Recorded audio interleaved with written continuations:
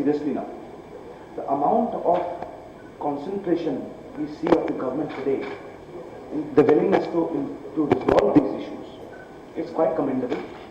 I wish it had been done earlier, but having said that, we can see it happening now.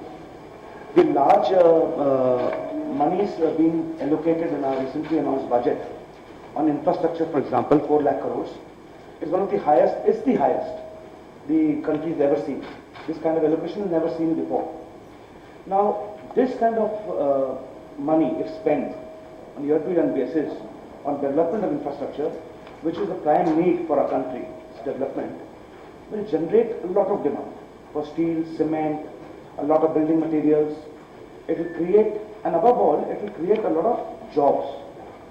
Now, here, I started that, recently took over as president, and the focus, my personal focus, was to have a vision of how we can create more jobs, retain more jobs through growth. Now, we can clearly see that India is faced by a very difficult challenge of trying to provide jobs for almost 12 million youths every year. It is such a large country, and 12 million is probably the population of half the world, country-wise, half the countries in the world. But that's the amount of people will join our workforce every year. And the challenge is to provide jobs for them. It's very, very sad that instead of increasing jobs because of the external as well as the lack of demand, etc., we are in fact fighting with a situation of losing jobs.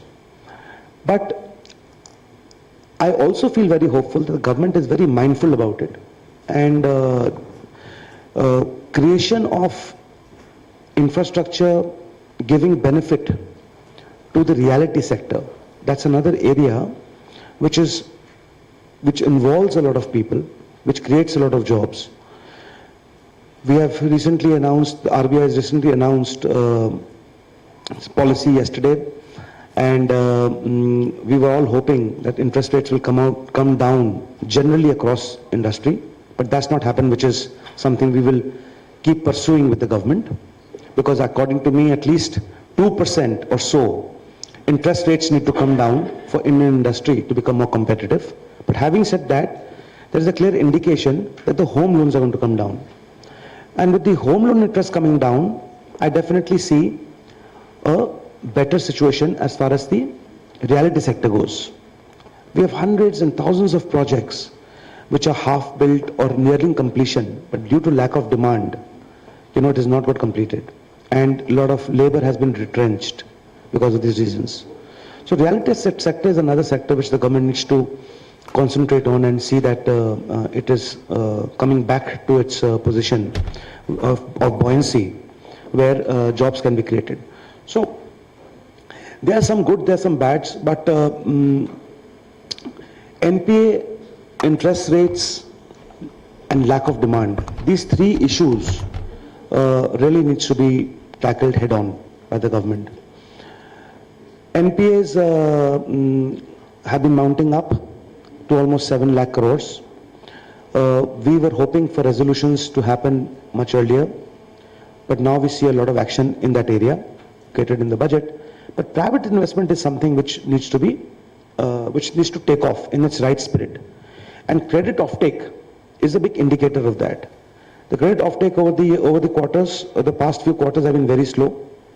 Resolutions of bank NPAs was one of the major reasons. And I think once these resolutions happen, it will give banks more leverage to lend. So these are some of the issues which we have been tackling over the last 1 or 2 years. We all clearly see that the government has the right intent and is going the right direction. But I think it's taking a little time to translate into real demand at the ground level. So that's one. The other thing which we also need to resolve or worked very hard towards is the ease of doing business. Government for the first time, this particular government in the central government, for the first time, we have taken this as a subject. You know, in the past, it was not even a subject to be, talked about. We are still very much below, many notches down in our index of, as compared to other countries in the world. However, we are slowly going up. Here, I would like to compliment the Telangana and the Andhra government. I think these two governments fare very, very well compared to the rest of the country in terms of ease of doing business, in terms of regulatory sanctions and approvals, in terms of other land acquisitions, etc. And I think the rest of the country, the rest of the states must take service and vice versa. So there will be less contact, public contact with the assessing officer.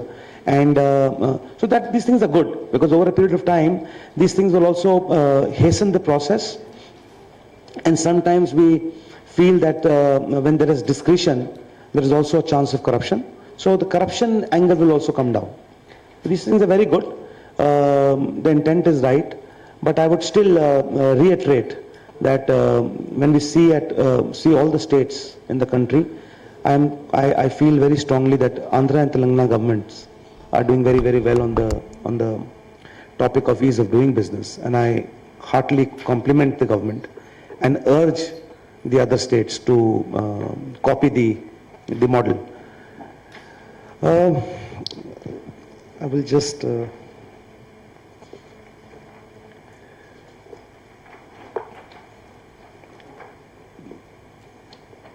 So this is more or less really the issues which are issues which need to get addressed and have come up to be tackled within the last 1 or 2 years. But I would love to invite any questions if you may have. Yeah, mic please.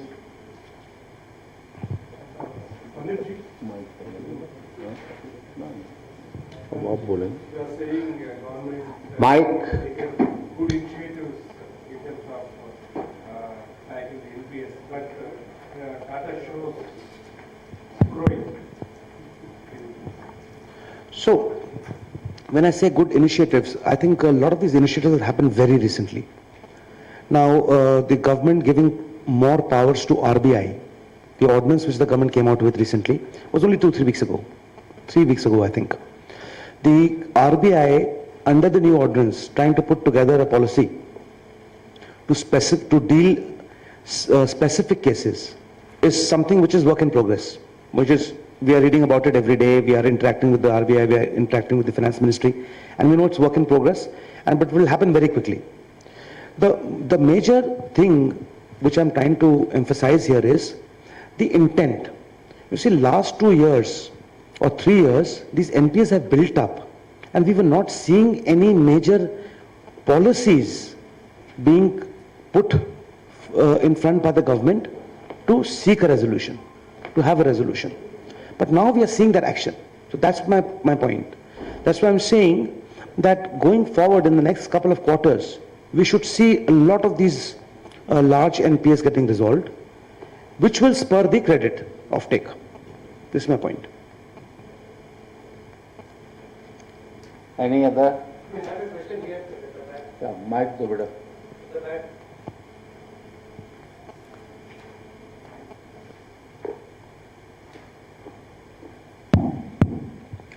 You referred to this AP and Telangana topping in ease of doing business, and you have suggested that other states could possibly look at replicating it. Are you going by just ranking, or have you studied how this ease of doing business is actually works in these two states? Well, the President had made that statement based on the World Bank report that was made available to the entire world and India 2 years back, and the new, of course, the new figure has to come but and our own experience is that we had the series of conferences, interactive sessions in the state of Telangana as well as in Andhra Pradesh during the last 2 years, and we found that particularly from Telangana state, I have come many times, but they are willing to be resolving the issues which are coming in the way of growth or the new investment. So, and we had brought to the notice of the state government, some of them have been definitely resolved, and so that the statement was only in that context. Plus also, I would like to supplement this, that we have a lot of members in this region, and the feedback we get from industry. You see, one thing is to have a policy announced by a certain government.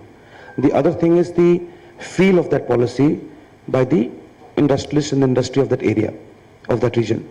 So the feedback we're getting from our members in the region definitely show that in relative terms, the ease of doing business by these two states is much better than as compared to other states. And of course, Mr. Badika will also like to add a few words to this. But before Badika Sahab said that, I would just like to clarify that as a nation, you know, that perhaps we have not moved even a single inch. We were something like 134, we are at number 132. So there is hardly any growth in that respect as a nation. So we are still there, though our aim is to achieve, to jump at 50. Yeah, just to add to that, we would like to highlight that Assocham works, we have a huge R&D, one of the R&D division, the panel, what we have an ease of doing business also. This ease of doing business panel and the company has members from throughout India, and we represent from Telangana, Andhra Pradesh, and we have a checklist kind of thing, how things are happening, how the governance has been delivered to people, how this permission, basically ease of doing business. So business basically depends upon the speediness of your giving your approvals and disposal of cases. So that is much quicker compared to other states.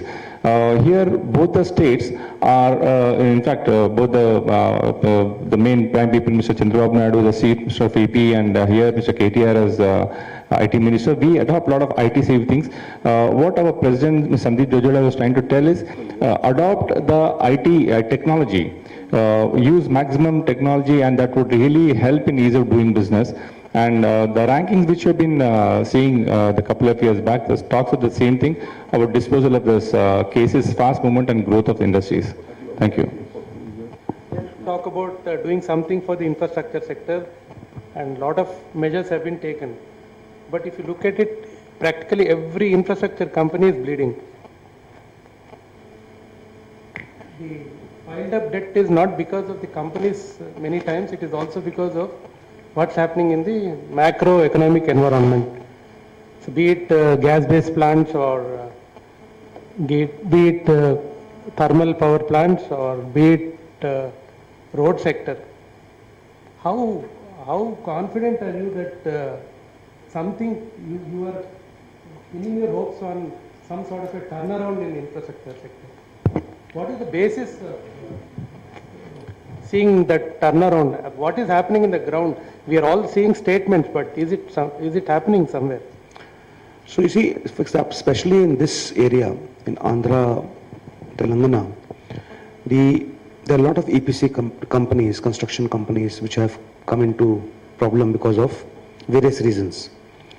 One reason was that a lot of PSUs for whom they have worked are owing them large amounts of money, and those monies have not come, and the banks have, because of the 90-day provision, the 90-day regulation, they have put them under NPS. That's another, in fact, I missed out on that. I would also like to urge the government, the central government, and we will actually put together a paper that for the next 2 years at least, the RBI should be asked to ease this regulation from 90 days to at least 180 days. Because there is a lack of demand, we are in a transition phase, there are new policies and new regulations being announced by the government. There is a lot of enthusiasm and hopes building up. Now, for it to translate into actual demand and for the companies to start doing well again, it will take some time. So if the banks are given that much time, instead of a very strict regulation of 90 days, if this could be so that the banks don't have to provide in their books and before 180 days, and the pressure of NPS come down. That's one thing. But coming back to your question, you are primarily talking about power, I think, because on the construction side and the road side, because all the large companies, EPC companies in this region, Andhra and Telangana, have been concentrating on road sector. I am told by my friends and the people we know and our members who are involved in the road sector that almost 90% to 95% of the road projects which were stuck due to some problem or the other has been resolved. So I think that is another big achievement by the government, that roads have got resolved. There is definitely a lack of demand, especially for power. And power lack of demand, I would say, is a little optically it's wrong, because there's no really lack of demand. There is a lack of connectivity. Now we have areas in the country which are very surplus in power, especially where it is being generated. And there are other pockets in the country where we're still reeling under long power cuts. So it is purely, and that's for two reasons. Number one, connectivity, for which I see that Power Grid, being the PSU who has been working towards pan-India transmission network, nation, that one grid, we talk about this one grid, one nation. They've been working towards that for a while. We see it becoming better, but yet a lot of work has to be done. So that needs to be hastened up. That's one. The second thing is the poor payment ability of DISCOMs. DISCOMs are under huge financial stress. They are not able to pay for the power they buy. And many states, I'm hearing, are delaying payments to the private developers, power developers and power generators, to even 12 to 15 months. So if you are a power company and you have a PPA with a particular DISCOM, and all your generation is going to the DISCOM and is not paying for 12 months, whereas your bank is making you an NPA in 90 days. It is something, there's a clear mismatch and there's something which needs to get resolved. So DISCOM's health has to be improved. I think the government has made an effort to do that through the Uday scheme. The Uday scheme was announced by the Honorable Power Minister, Mr. Piyush Goyal, and a lot of states have signed that the agreement under the Uday scheme, and slowly their health and their financial burdens have come down. But of course, there is a lot of work to be done. There is a lot of generation capacity which has been created. The transmission capacity and the distribution capacity was not created in commensurate to the generation capacity. That is where the gap has emerged. So the previous government's concentration was only or primarily on the generation capacity. It was not a holistic way they have dealt with it, and which was wrong, which is very unfortunate. So we hear about 25,000 to 30,000 megawatts of power plants which are up for sale. Some are already in generation, and some are yet to be completed projects. So that's a very large number which needs to be taken care of, because keeping a 6 crore per megawatt kind of a number for setting up a power plant, we're talking about only in the power sector almost 1,50,000 or 2 lakh crores of NPS. So that is, I totally agree with you there, that power is an issue. Roads have got resolved to a large extent. The infrastructure development which is expected to happen now with the large allocations of money in the budget will definitely spur demand, and for these not only for the steel and cement and other building materials which I had mentioned a few minutes ago, but for the work for these EPC companies who are currently going through problems with the banks, who are financially in trouble. because of lack of work and because of money is not coming through, payments not coming through by the clients. So both of them will get resolved once all these projects take shape on the ground. I believe, and this is again my personal view, I believe come October, after the monsoons, you will see a lot of action in the infrastructure space in terms of new projects. We are seeing projects being announced. We have seen the budget of the railways. We have seen the budget of various ports. You know how much work the ports have to do. New ports are being created. Minor ports are being encouraged. More new minor ports are being encouraged. The existing ports are going through huge capacity expansions. NHAI is doing wonderful work, 30 kilometers an hour, 30 kilometers a day, which is using a lot of cement and steel. So things are happening. There is no doubt about the fact that it is seemingly slow, but in the last 3 years, I think the government has mostly concentrated on putting the right policies in place, scrapping some old policies, old laws, putting some new laws in place. Now, for all of this to become effective, it has taken time, but I see it coming very quickly.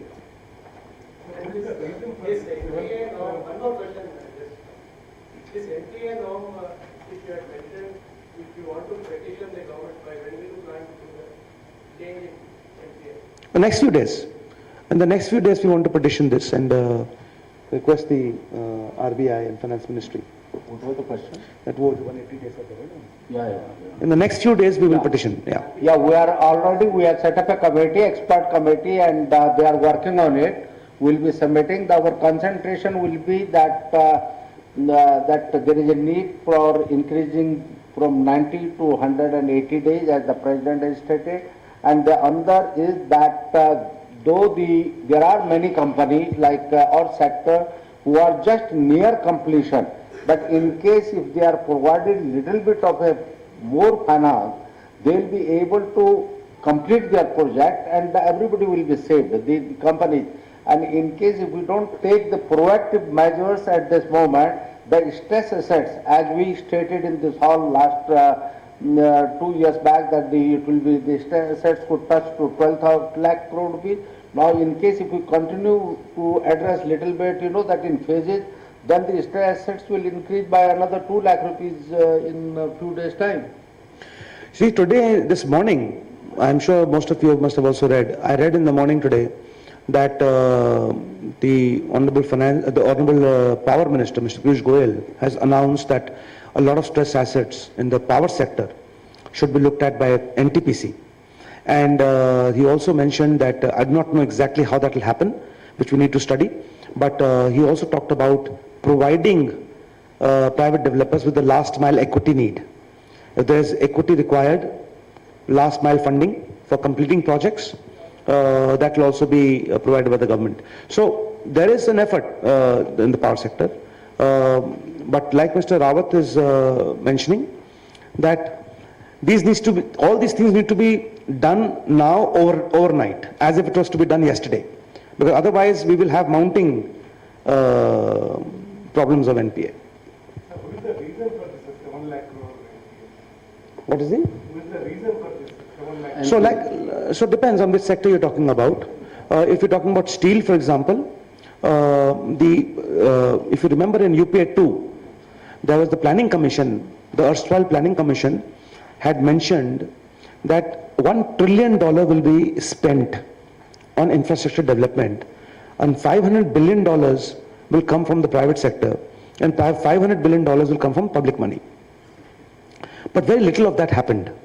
Looking at that number of $1 trillion, all the steel companies, started to expand capacities.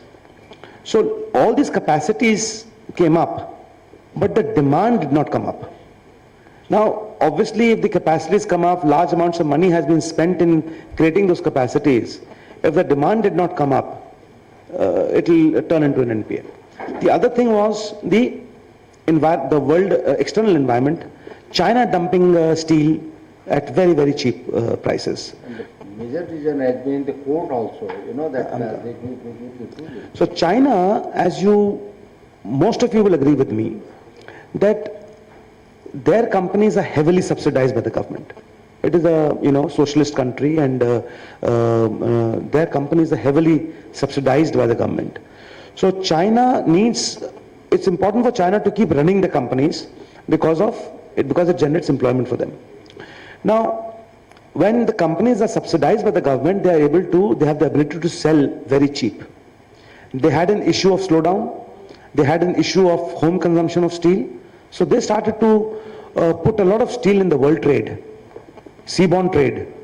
And that really hurt most countries and overall, globally, the steel business.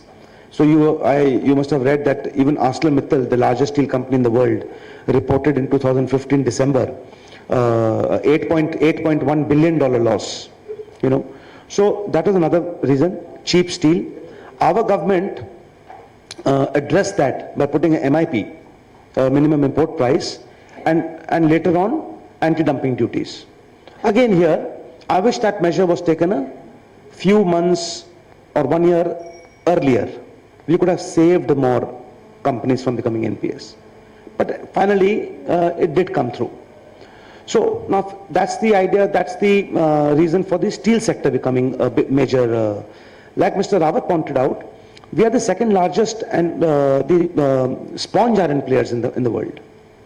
And these small scale and medium scale sponge iron units who were converting the sponge iron into steel, which majorly contributes to the secondary steel sector, and which contributes to 30 million tons, 45 million tons of steel coming out of the secondary sector. They were badly hurt because of the judicial pronouncement of coal mine cancellation. A lot of these companies had captive coal mines, and which were running for years together. So unfortunately, with the Honorable Supreme Court announced the cancellation of these coal mines, and that really hurt those companies. Telecom also similarly, licenses were cancelled by the Honorable Supreme Court for whatever reasons maybe. I'm not going into the merits of the case. So telecom people had spent a lot of money, the licensees had spent a lot of money in creating infrastructure after they were allotted licenses. All of that became redundant overnight. So these judicial pronouncements have also hurt. Power sector has been hurt because of optically lack of demand, but primarily because of transmission and distribution, lack of transmission and distribution network. Reality sector has hurt because of, I think, not to be blamed so much to the government or the environment. I think a lot of speculation happened in that sector. A lot of investors got in. The pricing of reality became unrealistic. So it became unaffordable for a normal person. And when businesses started to do badly, and when incomes came down, disposable incomes of people came down, their investments in speculative businesses such as reality at that point came down. And that's why the prices came crashing. So we'll see that most cities where a lot of these residential and commercial colonies were made, 30 to 40% prices came down. And there was no sale. And people who had invested stopped paying their installments. So therefore it had a, what do you call that, snowball effect. The developers became bankrupt or became NPS. So depending on which sector we're talking about, there are many, many reasons contributing for these NPA issues. Any other question? Otherwise we can have an informal. Don't you think the involvement of the bankers for the In what for the NPS? how involvement of the bankers, meaning from what sense? In what sense? Because of the bankers, I'm asking. You see, the bankers. Towards government and market. So we can, if you really want to go into very, very micro reasons, then you may be right, because in many cases, bankers have not provided the funds in time. So if the funds were required today, it wasn't provided today. And if it is provided after 1 year, the company already became NPA, or the project already became unviable.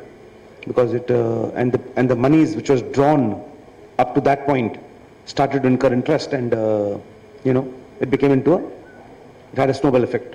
So bankers, yes, I mean, but I would say that external factors, lack of demand, contributed much more rather than just bankers. Well, friends, thank you very much. But before I invite you for a lunch, I would just like to say that today we are holding a manager committee meeting in this hall. The theme or the subject for discussion is ease of doing business in India. We will be getting the feedback from the member that what kind of ease of doing measures they would like the states or the central government should be taking. We have come out with a study paper. We will be handing over it to the members of the manager committee, but since we'll take the advantage of your being here, I would request the president to formally release it, and then so that we could put it up to the manager committee also. Mr. Badiga, you too.